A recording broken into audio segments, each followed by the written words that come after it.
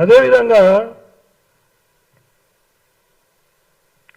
హిందూ మతంలో పుట్టి హిందూ మతంలో రిజర్వేషన్లు అనుభవించి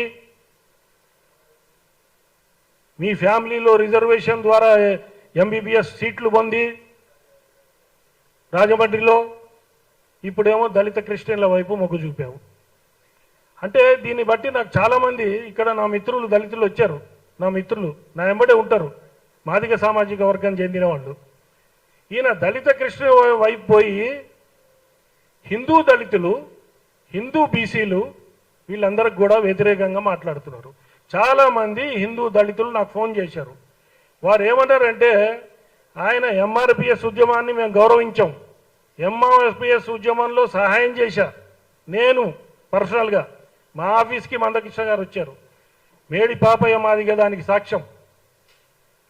వాళ్ళందరూ కూడా ఫోన్ చేసి, ఆయన ఎంఆర్పిఎస్ ఉద్యమం 30 ఏళ్ళు నడిపించారు, వర్గీకరణ గురించి, వర్గీకరణ అయింది, నీ ఉద్యమం అయిపోయింది, నువ్వు మందకృష్ణ మాదిగ పేరు హిస్టరీలో ఎప్పటికి కూడా ఉంటుంది. ఇప్పుడు ఆయన సెకండ్ ఇన్నింగ్స్ మొదలు పెట్టాడు, దళిత క్రిస్టియన్స్ వైపు వెళ్ళి గుంటూరులో పెట్టాడు. అంటే వైసీపీ పార్టీకి సపోర్టుగా దళిత క్రైస్తవులు ఎక్కువ మంది ఉన్న ఏరియాలో వారు ప్రెస్ మీట్ పెట్టడం జరిగింది. అంటే ఈ సెకండ్ ఇన్నింగ్స్లో టార్గెట్ బ్రాహ్మలు. నువ్వు డైరెక్ట్ రెడ్లను అనలేవు, కమ్మల్ని అనలేవు, కాపుల్ని అనలేవు అక్కడ ఆంధ్రాలో, అందుకని బ్రాహ్మణులు అంటావు. వీళ్ళు ఏదో పాపం వాళ్ళ పని వాళ్ళు చేసుకుంటారు, వాళ్ళు వచ్చి ఏం మాట్లాడరు, వీళ్ళని టార్గెట్ చేద్దాం అంటే నీ మైండ్ వెనకాల మమ్మల్ని కాదు, ఏదో కుట్ర ఉంది, అదేంటో మాకు తెలుసు. మొన్న ప్రెస్ మీట్ పెట్టడానికి ఒకరోజు ముందు ఇన్విటేషన్ ఇచ్చి మళ్ళీ ఒకరోజు పోస్ట్పోన్ చేసుకొని దాని వెనక రహస్యం కూడా మాకు అందరికీ తెలుసు. ఇప్పుడు దళిత క్రిస్టియన్స్ నుంచి వకాల్తా పుట్టుకున్నప్పుడు నువ్వు దళిత హిందువా కాదా చెప్పాల్సిన అవసరం ఉంది. దళితులందరూ మేము హిందూ దళితులకి మాకు వాళ్ళ సపోర్ట్ కావాలి, మేము వాళ్ళకి సపోర్టింగ్ ఉంటాం, బీసీలకి సపోర్టింగ్ ఉంటాం. కానీ సుప్రీంకోర్టు జడ్జిమెంట్కి ఎగెనెస్ట్గా మీరు చెప్పిన క్రిస్టియన్ మతానికి మాత్రం మేము సపోర్టింగ్గా లేము. ఇంకో మాట అన్నాడు అక్కడ ఆయన, బ్రాహ్మణుల వల్ల దౌర్జన్యాల వల్లే ఎస్సీలు అందరూ దళితుల్లోకి క్రిస్టియానిటీలోకి మారుతున్నారు అన్నాడు. అంటే ఆయన కాంట్రడిక్టరీ స్టేట్మెంట్స్ చూడండి మీరు. మా వల్లనే మతం మార్చుకుంటుర్రు, మళ్ళీ అక్కడ కూడా ఫాస్టర్లు, బిషప్లు అందరూ మేమే ఉన్నామంట. అంటే మీరు అనేదానికి ఏమర్థం ఉంది? అక్కడ మేమే ఉన్నాం, ఇక్కడే మేమే ఉన్నప్పుడు నువ్వు మతం ఎందుకు మార్చుకున్నావు? అంటే బ్రిటిష్ పాలకులు వదిలివెళ్ళిన దాన్ని నువ్వు తీసుకుంటున్నావా? క్రిస్టియన్ మతంలోకి అందరినీ మార్చడానికి నువ్వు వకాల్తా పుచ్చుకున్నావా? లేదంటే అక్కడ ఢిల్లీలో, బీహార్లో బ్రాహ్మిన్స్ భారత్ చోడో, బ్రాహ్మిన్స్ బనియా భారత్ చోడో, brahmins Bania we're coming for you అని గోడల మీద రాతలకి నువ్వేమన్నా వకాల్తా పుచ్చుకొని 2 రాష్ట్రాల్లో తిరుగుతున్నావా? లేదంటే ఈ రిజర్వేషన్ వ్యవస్థను ఎత్తేద్దాం, హిందూ బీసీలకి, హిందూ దళితులకి అన్యాయం చేద్దాం అని చెప్పి ఏదైనా రాజకీయ పార్టీని వెనకాల ఉండి నడిపిస్తున్నదా? దీనికి అన్నిటికీ కూడా మీరు సమాధానం చెప్పాల్సిన అవసరం ఉంది. ఇప్పుడు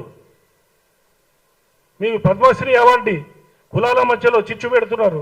పద్మశ్రీ అవార్డు ఇచ్చేటప్పుడు మీరు అందరినీ కలుపుకొని పోతారు, మీరంతా న్యూట్రల్గా ఉంటారని చెప్పి అట్లాంటి వారికి పద్మశ్రీ అవార్డు ఇస్తుంది. ఇదేంటి కులాల మధ్యలో చిచ్చు పెట్టడం? నేను అన్న ఆ రోజు కృష్ణుడు బ్రాహ్మణుడు కాళ్ళు కడిగి నెత్తి నీళ్లు చల్లుకున్నాడు అని. నేను ఉన్న స్టోరీ చెప్పా. ఆయన గ్రంథాలు పట్టుకొచ్చాడు కదా, నేను కూడా చాలా గ్రంథాలు తీసుకొచ్చా. దాంట్లో ఉన్నాయి. ఏమున్నది? కుచేలుడు శ్రీకృష్ణుడు స్నేహితుడు కుచేలుడు వస్తే తన సింహాసనం మీద కూర్చోబెట్టి కాళ్ళు కడిగి నెత్తిని చల్లుకొని బ్రాహ్మణ మమ దేవత అన్నాడు. అంటే నేను అన్నది దేవతల కంటే మేము గొప్పని కాదు, దేవతలు కూడా బ్రాహ్మణులకు గౌరవం ఇస్తారు, దయచేసి మీరు కూడా గౌరవం ఇవ్వండి అని అన్నాను తప్పితే దేవతల కంటే గొప్పలో అనలే. కృష్ణుడు పుట్టుక క్షత్రియుడు, పెరిగింది యాదవుల దగ్గర. ఏమంటాడు? యాదవులకి మాకు పెట్టాలని చూస్తారు. నువ్వు యాదవ మిత్రులను కూడా పిలిచాను నేను ఇవాళ.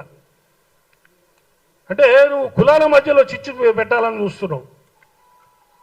రాముడు ఏదో చేశాడు, ఇప్పుడు ఆదిశంకరాచార్యుడు నదిలో స్నానం చేసుకుంటూ వస్తున్నాడు. ఓ చండాలుడు ఎదురయ్యాడు. నా బాడీని చూస్తున్నావు, ఆత్మను చూస్తున్నావు అంటే ఆదిశంకర వారు నీ ఆత్మను చూస్తున్నా అన్నాడు. అయితే మీకు తెలవాల్సిన విషయం ఏంటంటే పరమశివుడే చండాలుడు వేషంలో వచ్చి ఆదిశంకర వారికి పరీక్ష పెట్టారు. ఆ సంగతి గ్రహించి వారు సాష్టాంగ నమస్కారం పెట్టారు. చండాలుల్లో కూడా జ్ఞానం ఉన్నది, లేదని మేము అంటలేదు. జ్ఞానం మా సొత్తని మేము అంటలేదు. కానీ బ్రాహ్మణ జాతి నడిచేది జ్ఞానము, ధర్మము, త్యాగం, సేవ, ఈ నాలుగిటి మీద. మా ఆస్తులు పోయినాయి, మేము సేవ ద్వారా మేము అన్ని తొలగించాం. అన్ని ఉద్యమాల్లో మేమే ఉన్నాం, అందరితో పాటు మేము ఉన్నాం. మేము ఒక్కళ్ళమే ఉన్నాం అని అంటలే. ఇప్పుడు మేము ఏదన్నా దానికి పెడార్థం, ఏదన్నా కూడా దానికి పెడార్థం తీయటం. రామానుజాచార్యుల గురించి నరేంద్ర మోడీ గారు మాట్లాడారు, అది చెప్పాడు ఓ పేపర్ చూపెట్టి. మరి ఆదిశంకర వారు కేదార్నాథ్లో ఆదిశంకరాచార్యుల ముందు ధ్యానం చేసిన నరేంద్ర మోడీ గారు ఆదిశంకర్ల గురించి ఏం చెప్పారు? అది తెలుసుకోవాలిగా. నీకు కన్వీనియంట్ ఉన్నవన్నీ నువ్వు చెప్తుంటావు.